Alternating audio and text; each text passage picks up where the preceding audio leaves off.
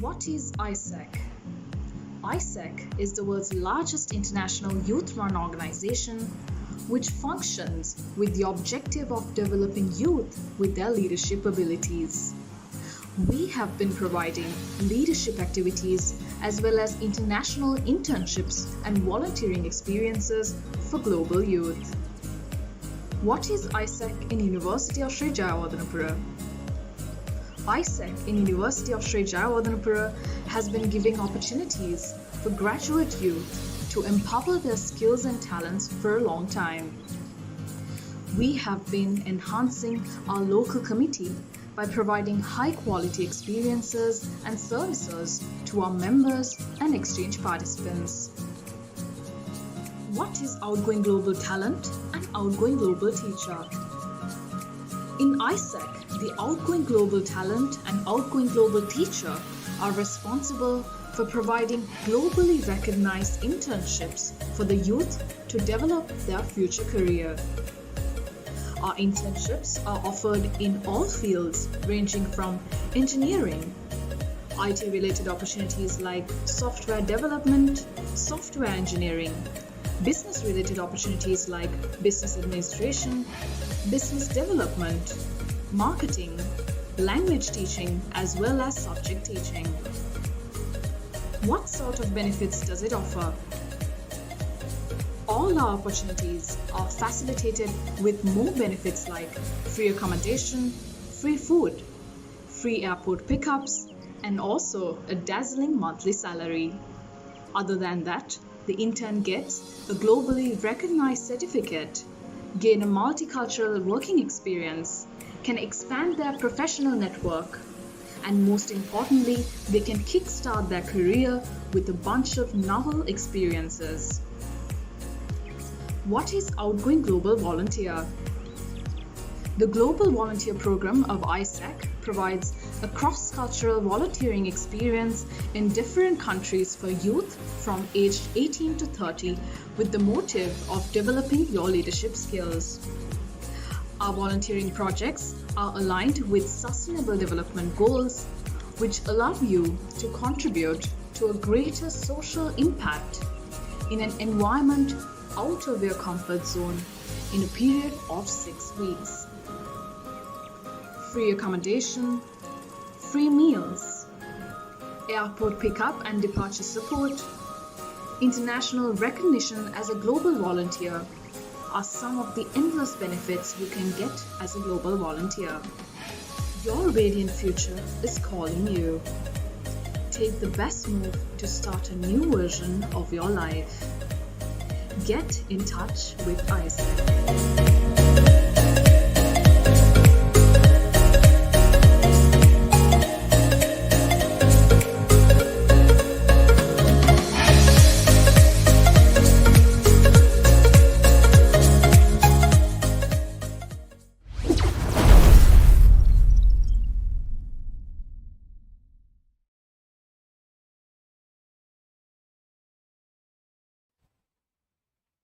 Hello again, Creative Circuiters. I'm Amin Dialvis, Organizing Committee President for Creative Circuit 3.0.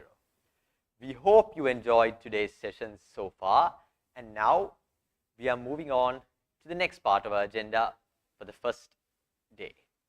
We have with us someone who has reached the highest level of the creative industry in his specialized field of visual effects. Please join me in welcoming Mr. Dean Wright, an Oscar-nominated visual effects artist who has worked in some of the biggest motion pictures in the world, including The Lord of the Rings, The Chronicles of Narnia, No Time to Die, and Titanic. Greetings, Dean. I hope you're doing well.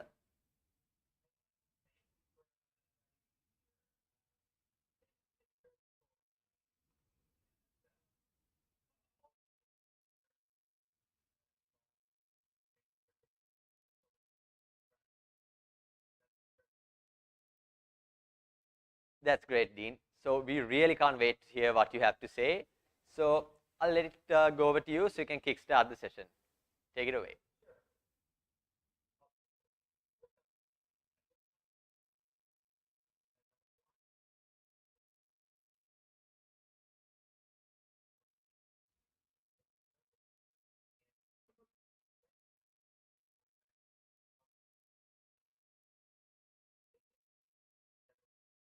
Um, Visual effects artists are in more demand than they have ever been. And that's because content is being created on an unfathomable level that we have never seen before. There is so much demand for new movies and and then even stretching out from live action movies and video games and animated movies, and from not just the normal studios and TV studios, but all the streaming networks and all of that. So, and it seems like everyone wants big, cool, exciting movies, or movies with CG characters or talking animals and things like that. So the demand for visual effects is through the roof. And as right now I've been working for the last few years as an executive at MGM Studios, overseeing visual effects for their features and TV shows. It's hard to actually find all the talent and the vendors you need, because everyone's booked. So I hope people who are interested in visual effects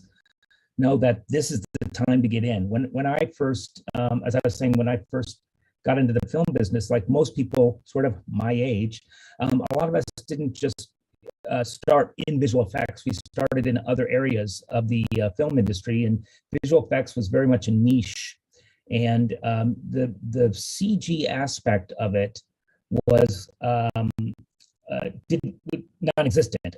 Everything was done with photographic tricks and plates that you would stack on top of each other. So it's the industry's grown. But my very first job was I was a student at the University of Arizona, and they were going to come make a movie in Tucson called Revenge of the Nerds. You may have heard of this, but at the last minute, the university decided to withhold their permission to let them come shoot the movie on campus because they thought it was too raunchy, and it was pretty raunchy, to be honest. But it was a fun movie. But I was a film student at the time, and all the other film students were hoping for at least a chance to watch them work or maybe be an extra. And so we were devastated. This was our first chance to actually see a real Hollywood movie come to town. And so we fought back a little bit, and we tried, we created a lot of noise. We took out picket signs, we created organizations, we tried to get the news people on our side, and it took a while, but we actually got the university to turn around and change their minds. And the producers of the movie were so thankful for our efforts, because this was a last minute thing. It would have cost them millions of dollars to move, that they gave 27 members of my class opportunities to be interns. And so people got a chance to intern in camera, wardrobe, different departments. And I got a chance to be on it for the whole period. So it's little things like that, little opportunities that give you a taste into the industry that then, can change your life. So and I learned early on, like I said, a lot of people don't work or didn't come from a visual effects background. It's just hard work and understanding the whole filmmaking process. And that's really important, no matter what job you end up doing in visual effects, is to understand filmmaking as a whole. So, in the visual effects industry right now, there's a huge demand for creating digital characters, like we did on Lord of the Rings, Gollum, and all that, and digital environments, creating worlds that don't exist. You see a lot of that in the Marvel movies, and anytime one of the superheroes in those movies does something that an actor can't do, we take over with a digital version of that character. We call it a digital double, and or digi-double. And so there's a lot of work that goes behind all of that to make it look right. And so they're just like there's specialists on the filmmaking side, where you have your you start with the director, you have the writers, producers, you have a cinematographer, music composer, costume designer, production designer, sound mixer.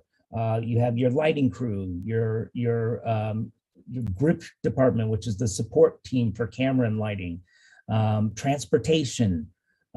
Every department is important. Every department is critical to the success of a film. If there's one department that fails, we all fail. So that's why when you get on a movie specifically, you get the feeling, or a TV series, it's the feeling of a family, because everyone knows you have to work hard and work together to make it successful. And in visual effects, it's sort of a microcosm of that same system, in that you have a visual effects supervisor and producer, and at the facilities underneath them, there's a host of specialists. And you'll have people who are really great at doing CG animation, which is, say, particle animation, and running simulations for creating atmospheric effects, or water, CG water, or creating storms. You have people who are great at building models. And by models, I mean, I started with doing miniatures a long time ago on Titanic. That was my first big visual effects movie as a visual effects production manager. But more and more these days, all the miniatures are being done in the computer, and we're building all the the models are created by a host of artists that have to build them to exact specifications. And then you have animators that take CG creatures and they animate them like they have forever, from the days of hand-drawn animation and Walt Disney.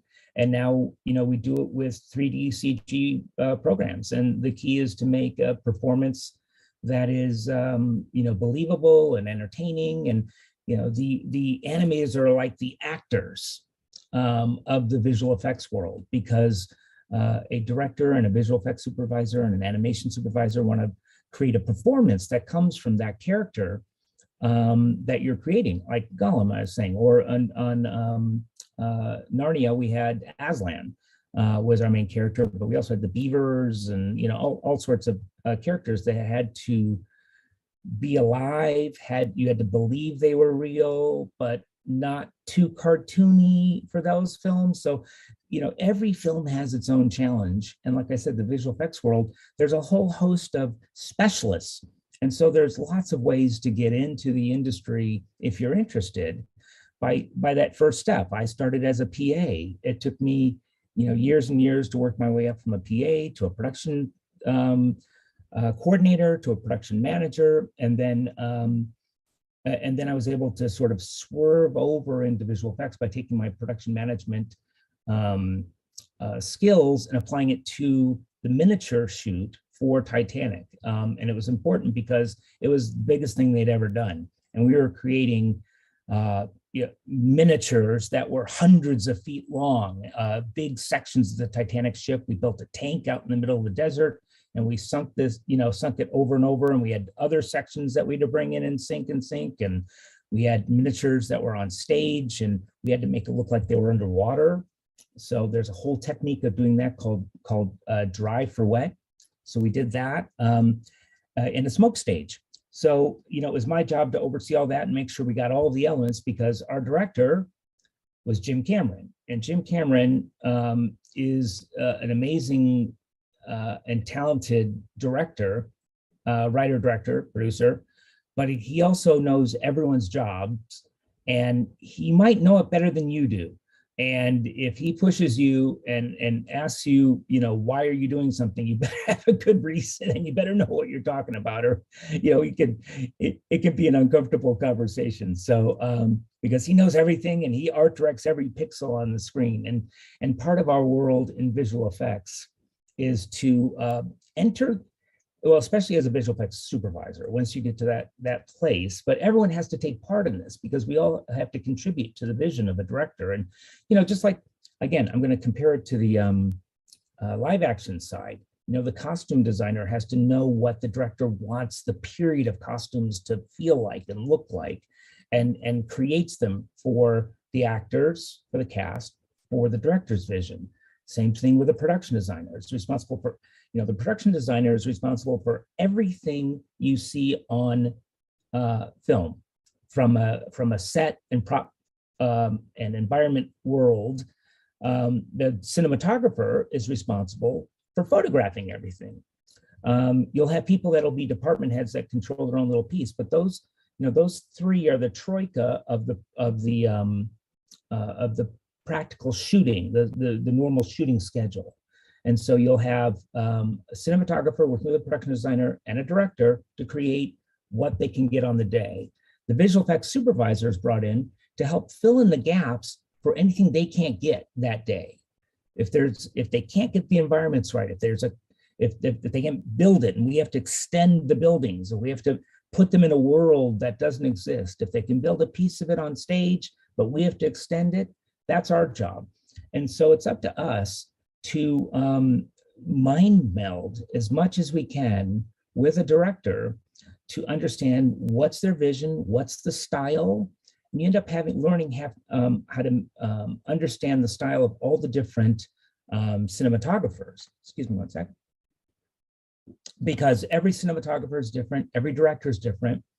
And the most important thing as a visual effects person is to study all of that, study movies, study art, understand composition, understand color, understand light, understand lenses, how they work, understand how a camera can move.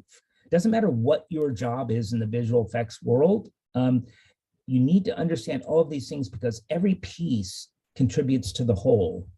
And as the visual effects supervisor, you're like a mini director directing your team of visual effects artists and artisans to create all of those pieces, so then you can provide our piece of that into the whole package of the movie. And so it's learning, like I said, mind melding with a director to understand what's the vision for the whole movie, for this scene, for this shot. And in some cases, we get requests that aren't so cut and dry. You'll have a director like Jim Cameron who can tell you every frame what he wants. And then you can have a director like Peter Jackson who's very talented as well. Peter was the director of all of the Lord of the Rings films and the Hobbit films. And he knew exactly what he wanted, and he would push us to create the best we could. But he also was open to a lot of collaboration, and he would be open to ideas. And he'd say, if someone has a better idea, pitch it. And he would listen. And if it wasn't great, he wouldn't take it, but he would take the best ideas and I learned a lot from both of those men on how, what's the best way to get the best out of your entire team. And then we've got, there's a number of directors that are more storytellers or shooters, but don't really have an understanding of the visual capabilities of visual effects, and they need more help. And it's our job to help provide more support to those directors that don't have as great of understanding. And they'll say stuff like, I just want something cool, or give me something that we haven't seen before. I mean, we see that all the time. It's like, we don't have a button on the computer. It's like, create something that's never been seen before. Boom, Control X, So, so we have to, and that's when we also get an opportunity to be creative ourselves and come up with ideas and pitch them. So I wanted to show you just a little bit about that. There was a movie we made. It wasn't a huge hit, but I just wanted to show you an example of. It was called Tomb Raider, and it did pretty well, but we were kind of hoping for better. Anyway, based on the video game, and this is the most recent one with Alicia Vikander, and we started with a movie that opened well and ended well, but in the middle, it was kind of having an issue. And it seemed like, we were missing something. We were missing a big action scene. And, Laura Croft's, sort of super ability was puzzle solving, and so we were, the message came to us in the visual effects world. We need a sequence that is cool, exciting, where, everyone's lives are in jeopardy, and Laura has to solve a puzzle to save them all. And so we got with a team of all types of artists, storyboard artists, and then previs artists, which are, people who, like the visual effects team, are storytellers as well. And they help just work very quickly to brainstorm ideas and put them in front of filmmakers to create a blueprint for the sequence that then will be shot. And so previs is a great tool for exploring ideas much more quickly than in the post-production phase, obviously. And it gives you a whole roadmap for how you're going to execute that on the day. It lets the stunt people know what they have to do, the camera team know what they have to do, et cetera, et cetera. How much of the set needs to be built. So I'm gonna share first the storyboards here and show you. Let me know if you can see this. So I'm not going to go through everything. I'm just going to show you. This is kind of how it starts sometimes. It's just very, very simple. They walk in, they get locked in, the floor pieces start to fall away. And again, we pitched a whole bunch of ideas to come up with what would work, and you do it in storyboard phase because it works fast. And then it wasn't all us. Then the production designer chimed in with, oh, well, they should solve this kind of puzzle over here. And, the floor keeps falling away while they're in there. And so there's a ticking clock. And then eventually, she solves the puzzle at the last second and they all escape, right? So then, what are the questions? What is it? So this is a way for us to sort of help at an exciting moment in the middle of the film, and it's something we got to help create. So and then from that, we created the previs, which looks something like this. And again, it's not meant to be. Oops, sorry, that's my wrong one. Hold on. Yeah, here we go.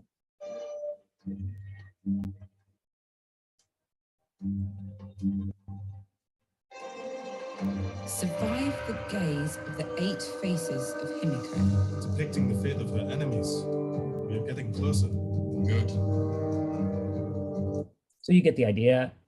They move in, and then someone does something they're not supposed to do, and boom, the door closes. One guy gets locked on the outside, and then inside, all the floor's pieces start to fall away. So this comes directly from the storyboards. And what we do is we work with the director, the cinematographer, with the production design team to figure out, okay, we need to build this. How is this going to work? What pieces, can we have fall away on the day on set, or do we take them all away? And this ended up becoming like the centerpiece in the middle of the movie. So you never know what your challenges are going to be from movie to movie. Sometimes it can be a very cut and dry. We've got we're doing a period film, and we have to make London look like London in the 1800s, or we're going to be on the planet Mars, and we have to make the desert look like Mars or whatever. And there's a very, very straightforward challenge put forth. Other times it's a lot of back and forth and collaboration to try and figure that out. And so, as a visual effects supervisor, also sometimes you're given the opportunity to become a second unit director, and this is when the director hands you a camera and says, "Okay, I can't get out and shoot these pieces. I need you to do it." And that happened to me on both Lord of the Rings, Return of the King, and then on the Narnia films. And so, starting from the kid that was in college trying to, was a film student trying to break into the film industry any way I could by, holding up a sign to try and convince the university to let the movie come and shoot there, to being handed a camera by Peter Jackson and told to go shoot some footage for Return of the King. It was like a dream come true. And, there were 30 plus years in between those moments, but it's all part of the journey and being prepared for that day when that happens. And every job you take, every position you take is a learning experience, and you learn what to do right. You learn what didn't work, and it can happen all along the way. Sometimes the best experiences are failures, and you find out, wow, that really didn't work. That's not the way to do that. And it changes your life because you've learned something so dramatic that you never do that again. But hopefully most of them are learning experiences where you figured out something new and creative, and you've helped realize a unique visual for a director that it becomes an indelible image for their movies, So as I say, my first job, my first big film was Terminator 2, Judgment Day. And I wasn't in the visual effects department, but I worked with them and helped make sure they got all their gear and everything. And it was ILM. And this was back in the world where, ILM was pretty much the only game in town. And, it was them and a handful of people in their garage. And, they would come in and do their thing and then go away. And then they would send you, one day you'd get the footage back from them of the finished shots, and it's changed very much since then. But it got me interested, and working with Jim was very exciting and inspirational, working with Jim Cameron on Terminator 2. And again, we did stuff that had never been done before, and that was cool.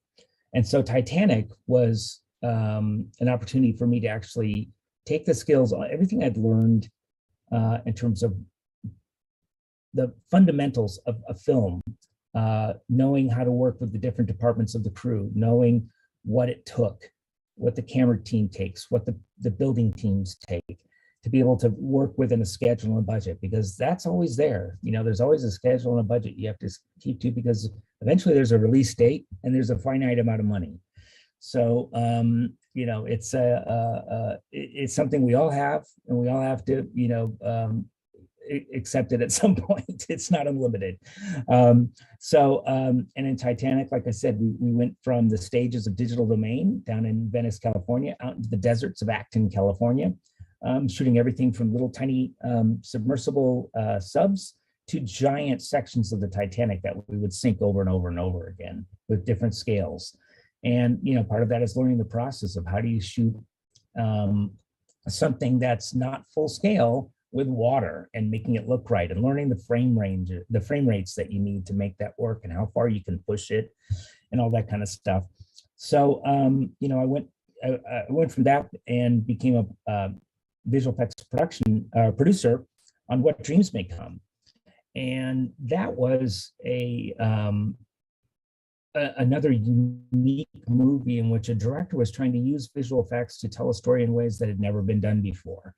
And it was very much an artistic deployment of visual effects and capturing the artistry of famous painters from throughout history, and using them as inspiration for the different styles of the different scenes. And so again, we were all able to draw on our art history backgrounds and art studies. So every little thing you learn and you study, you never know when you're going to pull it up and use it for a job or for a challenge that you're given. You're like, oh wow. So that's why I say it's always a learning experience. Everything, whether it's a good or bad, it's learning, and it's learning, and it's learning. You never stop learning, no matter how long you've been in the business. You never know everything. And so that's what keeps me going and keeps me working.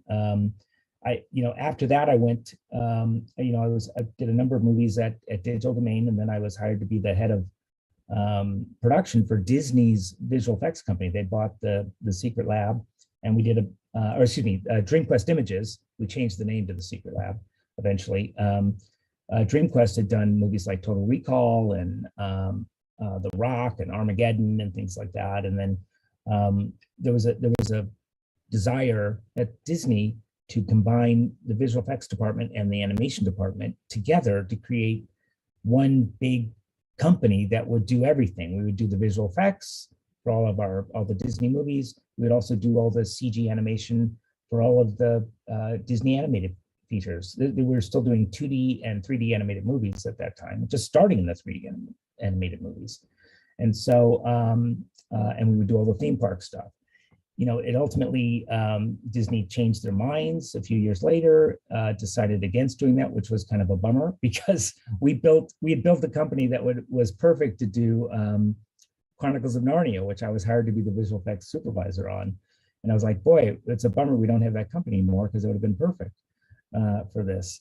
But, all along the way, moving, whether I was at Disney or when they left, I had a choice to make, and that's when I decided to take my whole family down to New Zealand and start working on Lord of the Rings with Peter, and then stayed in New Zealand to work on Narnia because we shot that in New Zealand as well. So I lived down in New Zealand for many, many years, and my family as well. So sometimes it's a roll of the dice, and it's taking a chance, going with your gut to figure out, is this really what I want to do? But in the end, it's two things that come to me of, who are the people I want to work with, and what's the project, and is it something that's going to be exciting, fulfilling? You don't always get that choice at the beginning. A lot of times it's taking a job to get the job, and learn and start, trying to build a career. But hopefully, after a while, you can get to a stage where you get a little bit more ability to make selections, of the projects you get to do. Sometimes the projects that people think are going to be failures turn out to be huge successes.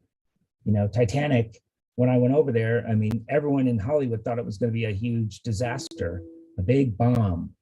There was a column in the Daily Variety, which is one of the Hollywood trades, we call them, like the newspapers for Hollywood, called Titanic Watch. And they would talk about anything that was negative about Titanic that was happening, and how horrible it was going to be, in a big bloated mess, and it was going to fail at the box office. And, obviously the exact opposite happened. And so things like that galvanized us as a production team to not let it affect our drive and our ambitions and our work ethic to make the best movie possible, because we believed in it. And so, you'll find along the way, there'll be people, sometimes close, sometimes you don't know them, that will provide opportunities, give you support, and there'll be people that'll say, you can't do that, you shouldn't even try. And so part of the journey, I think, is learning to ignore the negative people, ignore the people that don't want to try or don't want you to try, or try to tell you not to try, or that you'll fail, because that's what's in their minds. You have to go with yourself. And I have learned I'm responsible for my own success or failure, and I don't need anyone else to tell me what to do. And my guts led me, to the films that I think for the most part have been very successful, and working with very talented people. And if you can help them make the movie better, well, that's why you're there. So one other thing I wanted to show you was a second unit, my second unit director reel, we'll call it. It's just a little bit of footage and from some of the films. I'll just show a little bit of it. But just to show you what happens sometimes, we're hired as a visual effects crew to help, like I said, put in creatures or backgrounds or blow things up sometimes in spectacular ways, or put people on spaceships and take them to worlds that don't exist. And sometimes we just create little critters that you can't find in the real world or don't act that way, and you have to make them act that way. And so, and then sometimes we're given a camera and said, go take a crew and shoot me these scenes because I'm too busy. And that's exciting and that's fun. And it takes a lot of trust for a director to give you that. And so it's up to you if that ever happens to rise to the challenge. But all the time knowing that your job isn't to just go create your vision. It's to understand what the director's vision is and how the cinematographer is working for that film, so you can create something that will cut in with what they're doing. You have to put aside your ego, your own individual complete take on something, and make sure whatever you're coming up with, whatever you're shooting, will marry right in seamlessly with everything else they're doing. And that's key for all visual effects. Everything we do has to serve the vision of the film, the vision of the filmmakers. So I was going to share my, let's see if I can get it here. Hold on.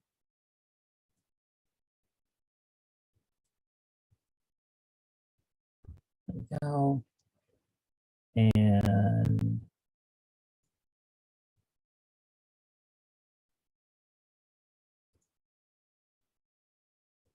it's really second unit directing stuff, though, not director.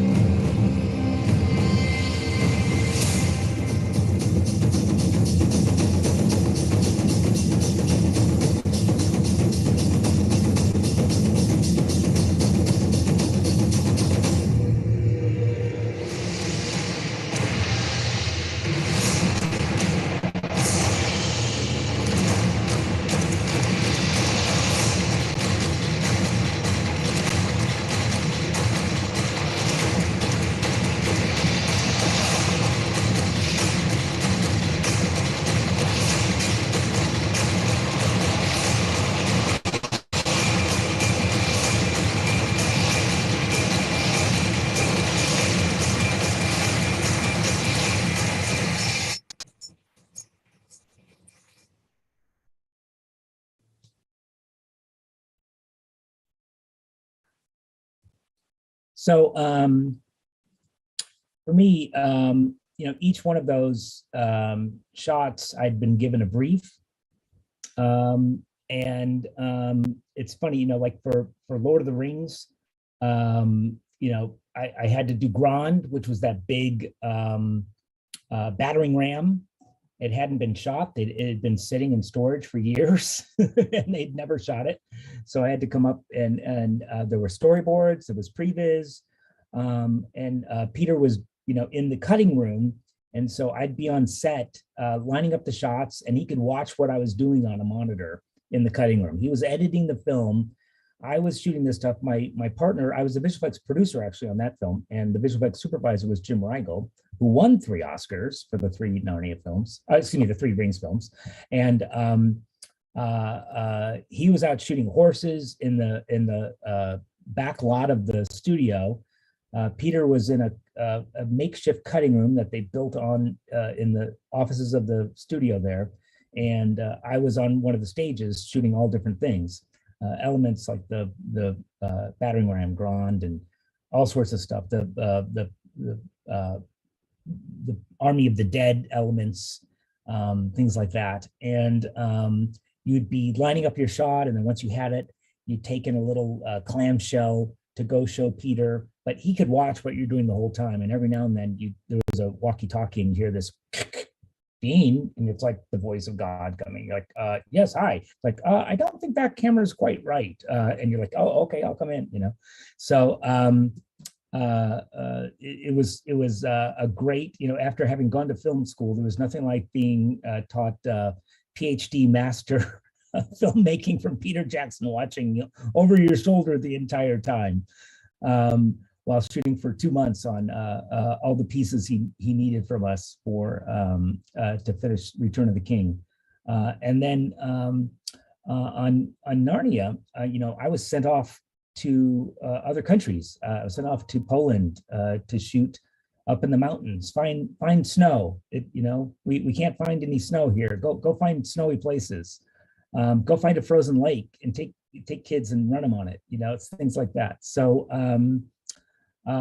it's challenging. It's difficult. At that point, we felt like we were like a 3rd tier rock band touring.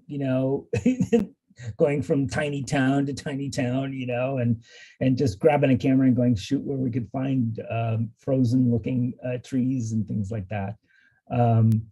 But always knowing that what we were doing was critical to the vision of the director and something, the missing pieces they would need. And again, that's what visual effects comes down to. It's creating all of the pieces that they can't get on the day on set. And the technology is coming to a point where we are now contributing to creating the visions to help them actually shoot on set.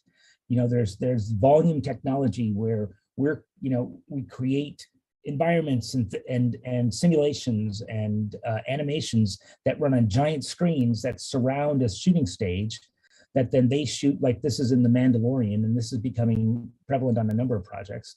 And they shoot the pieces right in front of the camera, and what we've created for the last 5-6 months goes behind them, and they get that in camera. So it's like doing visual effects before the shoot. It doesn't always work for every shot, but they can, it's all about knocking off how many, pieces you can get during the shoot. Again, sometimes there's characters that, don't exist in the real world, a golem or, a monster or an alien or talking animal. And the key on those is, making sure you understand the nuances of the animation of what the sort of style of the movie is, and the photorealistic nature, and understanding how fur works, or subsurface scattering and skin and all that kind of stuff. To most importantly, how does an actor interact with something that's not there, and providing them with something? Because we can fix a lot of stuff. We can fix a lot of footage. We can make stuff look real. We can fix stuff that was shot wrong. The one thing we can't fix is the acting. So whatever we can do to help the actors give the best performance when they have to act, when an environment isn't there, when a spaceship or a vehicle isn't there, or when another actor, quote unquote actor, a character isn't there, we come up with, because it's critical that the actors believe they're talking to that other partner. Because then when we put it in, if they didn't believe it, you can tell. And so that's why on Lord of the Rings, they went from, just understanding that we'd have a stand-in there on set to act with, to then doing motion capture and using motion capture. Again, motion capture is, we went from it had to be done in post to being able to capture motion capture live on set during Return of the King, to now there's, sets and stages where you have a motion capture stage nearby. They're shooting on a volume. The director can look at a video screen and he can watch his actor interacting with a CG character live, a proxy, not the final version, but a proxy, and in the CG world that's going to be there eventually. So they can get an idea for their camera moves and the acting and all that everything's going to work later. So the technology keeps growing, the jobs keep booming. There's tons of specialties. And it's all about finding your passion and what you really like, and understanding how important your contribution is, and going for it. And people are working all over the world. Vendors are all over the world. When I started, it was Los Angeles and San Francisco for ILM. Those were the hubs. Then there was London. Then there was Canada. Then there was Australia, and then New Zealand, and India, and China, and all over the world now. There's visual effects companies, almost every country, and opportunities.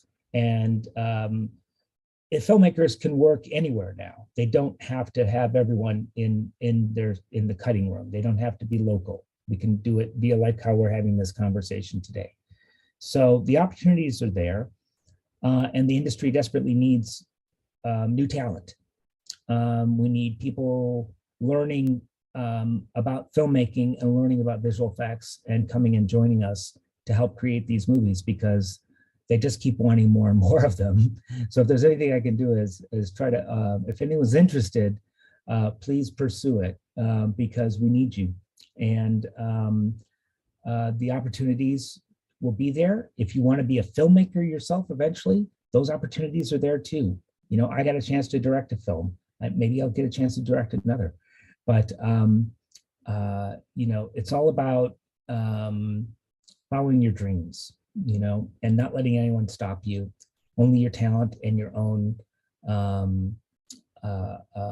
dedication should limit you. And if you need more talent, you can learn it. If it's something you love to do, you can learn how to do it. Trust me. And you'll find your place, and you'll find your way, and you'll find your opportunities.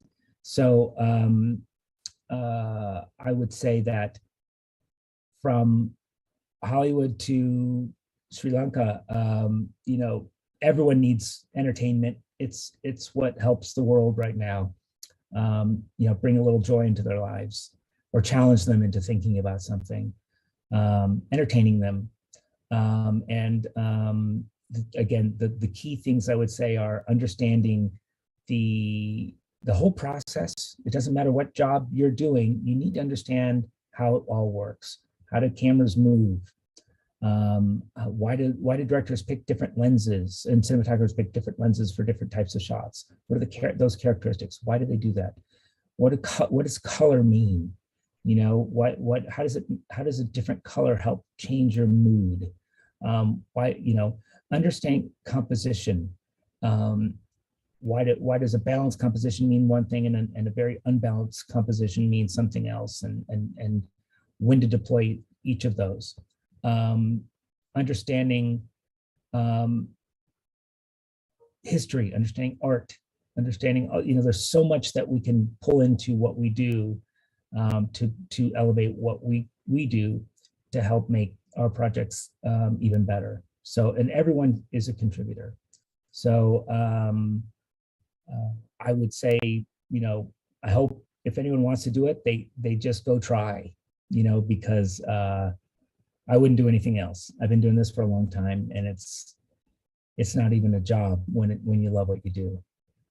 And I started as a student, just protesting, you know, and then worked as a PA and gopher until I got where I am. So, like I said, nothing will stop you if you want to succeed. Did you have any questions or anything?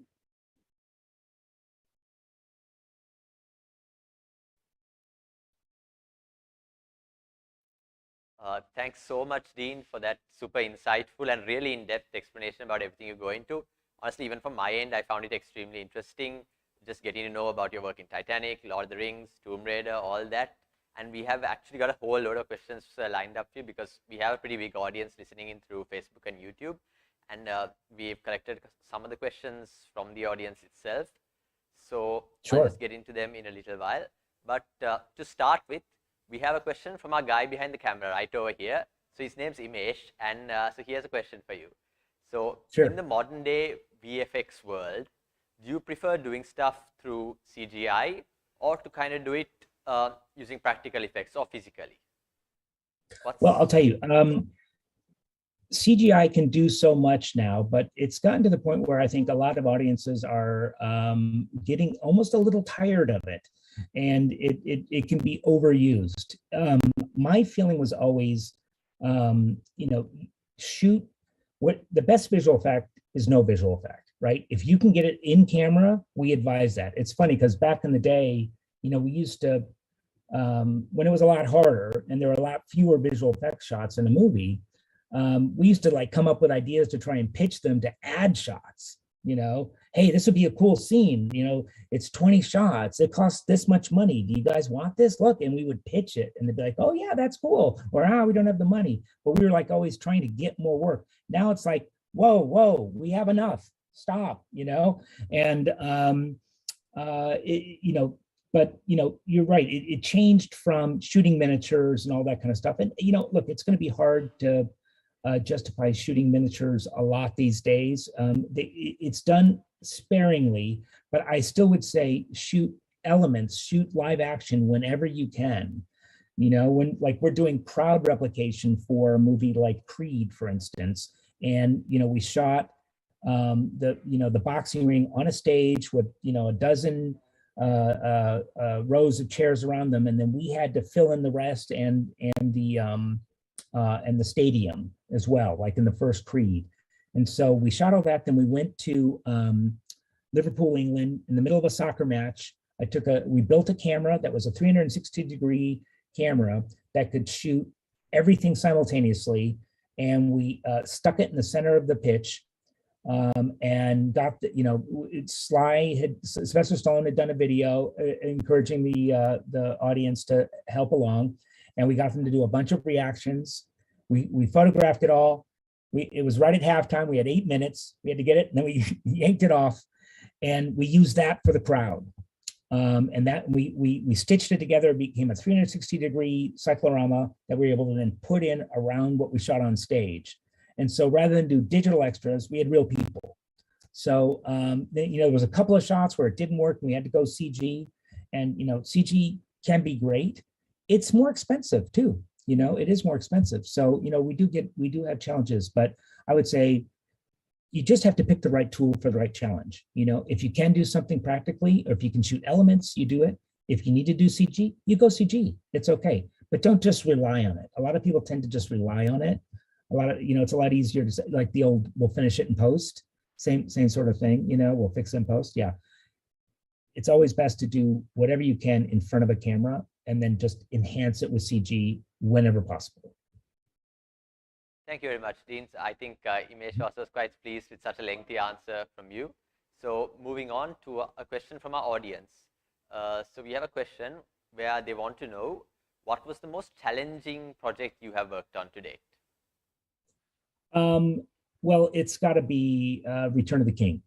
You know, for the last 7 months, we all worked 7 days a week and literally work 20, 21 hours a day. And I don't know if I could do that now. That was like 20 years ago. I was a little bit younger. No beard. If you look at me on the behind the scenes stuff there, I grew the beard in honor of like Gandalf. But back in the day, it was brutal. And we had to, like, as we were second unit directing, for during the day, then we had to do our visual effects jobs at night. Then we had to prep and then present the stuff to Peter, either on location there, or he would be in, he went to London. So for, to do the score with Howard Shore. So we had to show it. And then again and again and again. And then once we finished second unit directing, it was just constant work. And at some point, I think we both felt like Sam and Frodo on the side of Mount Doom, climbing like this. I remember sitting with Fran in the theater, and watching that play with the music for the first time, going, that's exactly how I feel right now. We're just like climbing. We see we see it at the end. And I had the head of New Line tell me, Dean, it's your job. If we don't get this film out on time, it's Armageddon, so like no pressure, right? But yeah, that would be it. But in the end, it was worth all the challenge, all the suffering, if you want to say. It was worth it. That's great to hear. Despite all of that, if it was worth it, I mean, being involved in such a large scale and like critically acclaimed production, I'm sure it is really, really worthwhile. So moving on to our next question, it's about your Oscar-nominated movie, The Lion, the Witch, and the Wardrobe. So they want to know if you could tell us a little bit about that, and how did that moment feel when, obviously it's a very critically acclaimed movie, and also to be Oscar nominated, how did that feel on your end? I'll tell you, you know what, again, this was a movie where, we weren't even sure, it was a co-production between Walden Media and Disney didn't really know what they had at the time. So they were kind of ignoring us for a while as we were making the movie. And they didn't really, until they came down almost towards the end of our original principal photography, and they realized, oh my God, this is really cool.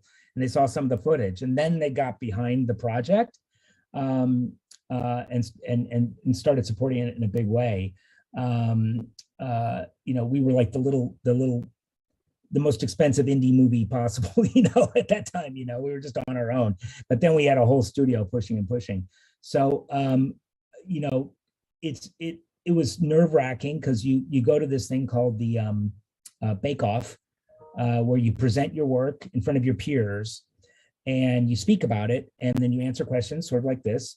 And people ask you how you did this, and you have to, basically pitch why your film deserves to be nominated. And then everyone votes, and it's a little nerve-wracking. And then, you get the call in the morning, you got the nomination, and that's really,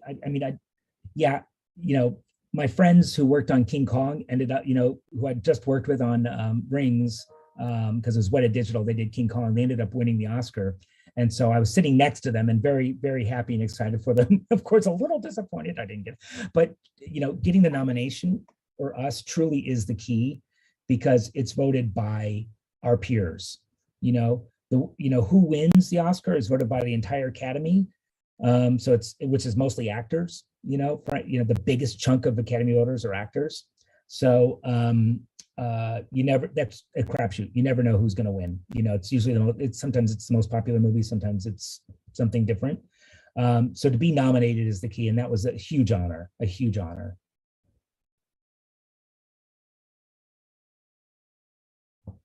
Oops, I think I've lost sound with you. Yeah, so this is there we go. All right, so as a minor, how do I get into filmmaking and getting into this sort of field? Sorry, I missed the first part of the question. Yeah, I think it's maybe a student, someone who's still in school, Okay. maybe who's asking this. So as a minor, how do I get into filmmaking and getting onto this path? Well, I would just say, grab an iPhone, and watch videos, watch behind the scenes of the movies you like, if those exist, the how-to stuff, go on YouTube, watch some making of, there's some extraordinary documentaries on, it just depends on the, what you like, and the type of movies you want to make.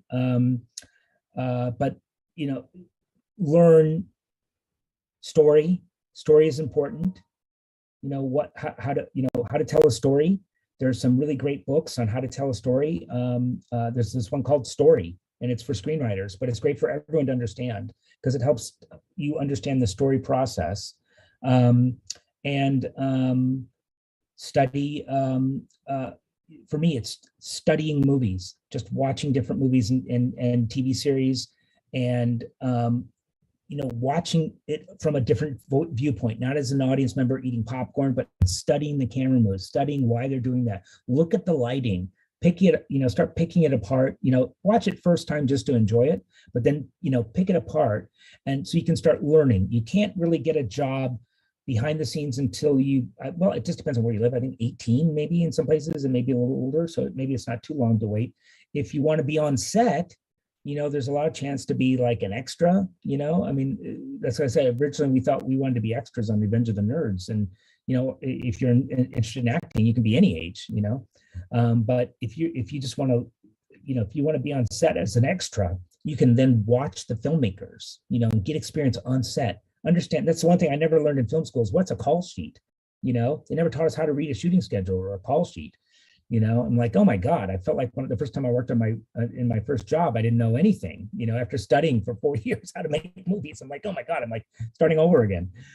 So, whatever you can pick up and learn any way you can is key. And then, if you want to go to school to stay great, work as an intern on a project, work as a PA. PAs are the goal. You run around, you work long hours, don't get paid a lot, but you learn a lot, and you meet people, and it's all about the connections you meet, and they get impressed with you and the work you do, that then they hire you for their next project. And that's what I was able to do. I worked for 3 years in Tucson, as a PA on Westerns. But all the LA companies would come into town, shoot, then go back to LA. And I tried to work my butt off. So when I finally went out to Los Angeles, I could call people up and they go, oh yeah, that's that guy that worked really hard, and got an opportunity. So I would say that. Yes, that was a very comprehensive answer, and I'm sure they were able to glean quite a bit of information out of that, and hopefully take home something really, really useful. So we actually have quite a lot of questions coming in, and so what we have done is we have picked 8 more questions. Would it be possible for you to go through all of them, or would you rather that we maybe pick out 4 out of them and go through? Okay, sorry. So say it again. I interrupted you. I'm so sorry. So Dean, so we actually have quite a few questions coming in. I think are quite popular at the moment. So we've kind of shortlisted 8 of the best ones. Would you like us to go through all of them, or if it's a bit hard on your time, maybe we can stick to about 3 or 4? What would you prefer? Why don't we start with 3 and 4, and I'll try not to talk so long. All right. I can't help myself sometimes. We love it when you talk, because I mean, we get so much out of it. So for now, we'll go with 3 and 4, and based on that, let's see how it goes. All right, so moving on to the next question. So it's kind of a long one, and I will go ahead and quote it. So I'm quoting her. One interesting thing I caught from the session is that as a VFX artist, you need to fill in the gaps and extend environments of certain projects. So when you do this, how do you exactly know what the directors, producers, and cinematographers expect? And how do you come up with visual effects that match with the rest of the project? Great question. And that's part of the key of working with a production designer. Depending on what you're doing, if you have to, like sometimes they can only build a partial set and we have to extend it. So what we'd love to get is the full realization of artwork from the production design team. This is ultimately what we want it to look like. You don't always get it, and sometimes we have to do it in post, but more and more the production designers are taking control of that because they want to control everything that's seen in the movie, even if they don't build it. So they'll give you, here's what it's supposed to look like. I'm going to build this part. And then when you're shooting, there's tools you can take out there, LiDAR scanning technology, where you scan the whole set, you scan everything, and that gives you the start of a 3D model for what was built. Then you can bring that into the computer, and then you model the missing pieces based on the artwork and designs you've been given, or if you have to create them, you create them yourselves, using the color palettes and styles and everything that they will give you samples of, as well. Thanks a lot. That was Mhm. very insightful, and I hope, I think it was Hope it answers. Sanjyanti who asked it, so I hope she got a very comprehensive answer right there. Moving on to the next, one thing you mentioned is that you believe in the work you do. You go with your gut feeling, even when working with the Titanic. So are the things you consider when you decide to work with a certain project? What exactly do you consider, and how do you decide if the project is worth working on? Two things. It's, yeah, what is the script? You know, you want to see the script, if you know, hopefully it exists, and read it. And is it something that moves you? The filmmakers you're going to be working with, are they brand new, someone new that you never worked before and you want to, or are they someone you've always admired and would love to work with? And what can you contribute? You know, is it something that you feel inspired by to help bring to life? Like for both Lord of the Rings and Narnia, to me, these were treasured books that millions of people had read, and there was a responsibility to do them right. And we all felt that responsibility, you know? So to me, it was like, you know, taking on the responsibility to make sure, because my kids loved the Narnia books, I wanted to make sure it was done in a way that honored their memory of reading those books. So a lot of it is, you know, filmmakers, story, and how much can I help bring it to life? How important is my role? You know, and it's something, and it doesn't always have to be big. It's just, is it something that I really want to do? You know. Okay, so let's quickly move on to the next question. It's, how do you think the visual effects industry has changed from the time when you did Titanic till some of your more recent movies like No Time to Die? I know you could probably talk on and on about this, but I know, I'll be careful. yeah. So I'll try to be quick. Yeah. It's I'll tell you, Titanic, very little CG. I mean, you know, we were creating digital humans for the first time. We were creating CG water that could interact with a physical model for the first time.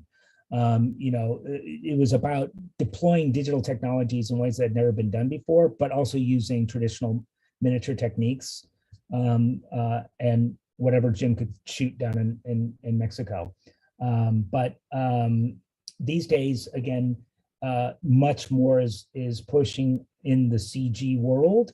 So there's a lot more need for CG artists. But to me, the key for them is for them to understand the filmmaking. I've worked with, you know, some artists, they understand the technique, they understand the how to make it work. They understand how to make the computer work, but it's training them to understand how the camera moves and why moving a camera too fast will make a shot look unreal because it'll blow the scale. Or you know, when we have to create a camera move in the computer, you know, what is the style of the director and the cinematographer, so we mimic that, and our shot doesn't stand out but fits in. So those are the things, you know, we have to push on, because I think more people, when I started, came from filmmaking backgrounds, and now a lot of people are more coming from computer, you know, graphics learning, and it's teaching them the filmmaking stuff that maybe they didn't get a chance to learn that we all had to, you know. that was very interesting to hear. So our next question is, we'll just limit it to 2 more questions, Dean. So going into the last 2, we are currently, so you are currently working on the new Vikings movie. So could you tell us a little bit about that work, or any other particular work which you are currently working on? Yeah, we're making, there's a Vikings TV series that we're doing for Netflix, actually, and we've completed 1 season. We have another season in post right now, and then the 3rd season's almost ready to go into post. And you know, the goal was to try and again, it's much harder schedules, tighter schedules than feature films for TV, and you have to be prepared for that. But the standards aren't any lower these days. There used to be like a TV level, you know, VFX, and then feature VFX. Now everyone wants feature VFX on the TV stuff, on the streaming. They want it all. It's just faster. So it's, you know, it's taking all those techniques we learned to make the features and deploy them quickly and efficiently TV. So there's a lot more CG water work. It's trying to take everything we've learned and hopefully, I can't say much more about the next season, but hopefully everyone will enjoy it. I think they did a great job with the first season. The next one's going to be even better. I'll just leave it there. I'm sorry, I can't say more. And just to wrap things up, are there any other particularly small thoughts you would like to share with our audience? And also a question from Ayn. Is there anything you'd like to say about what we are doing, our event Creative Circuit 3.0, where we try to highlight those behind the scenes in famous movies, productions, games, and things like that? Well, first off, I want to thank everyone for inviting me here. I'm very honored that you asked me to be here. And I have to say, I was really inspired by the video that you showed right before I spoke, because it did remind me of, my path, my journey to start from someone who was just a student to break into the film industry. And it was through the opportunities of internships. If the studio hadn't given our film class that opportunity for all of us to be on set, I don't know if what would have happened if I would have been able to get that next job, So I think there's so much opportunity. There's, not everyone has to be a director or an actor, or a writer. For every one of those, there's 100 people or 200 people behind the camera. And there's so many fulfilling jobs in all the different areas. It's finding what you love and what's fulfilling to you as an artist. If you're an artist, or as a craftsman, if you're a craftsman, or as a builder, if you're a builder, whatever you feel like doing, if you're a driver, whatever you want to do, every job is critical. And I would just say, I think it's essential what you're doing, because we need more and more people. They want more and more movies and TV series. The demand is incredible. We need more people in visual effects. I'm sure they need them in every position as well. So it's not just visual effects, it's other crafts. But in closing, I would just say, just remember, don't listen to the people that tell you can't do something, or that tell you don't try because it's too hard. Because you can always, I was given incredible challenges that people said, oh, why are you taking that? There's no way you can do that. And I'm like, there's always a way. There's always a way. You just figure it out. And so don't let someone else put a limitation on what your desires, your dreams, your challenges. You'll connect with like-minded people who will rise to the challenge as well, and you'll figure it out. And then you end up with films like Titanic and Lord of the Rings and Narnia. Never let anyone stop you from realizing your dream. It's up to you, and just go for it, because everyone can do it. Thank you, Dean, for those really, really inspiring words, and what a wonderful session it honestly was. I mean, even from my end, I really enjoyed it, and I found it super insightful and extremely instructful even as well to listen. So thank you so much. We are extremely inspired and amazed by the insights that you shared into visual effects. And I'm sure you have inspired all the members of our audience across various social media platforms to at least give visual effects a try, even those who haven't actually been involved in the field, to at least give it a small try. So wishing you all the best for your future endeavors. And we are so thrilled and so happy that we actually had you with us today. Likewise, and thank you again very much. Honored to be here. Thanks for all your support and help. So that's it for today, guys. Join us tomorrow at 9:30 a.m. for day 2 of Creative Circuit, where we'll be expanding our reach into the creative industry. Hoping to see all of you there. Good night, stay safe, and see you tomorrow.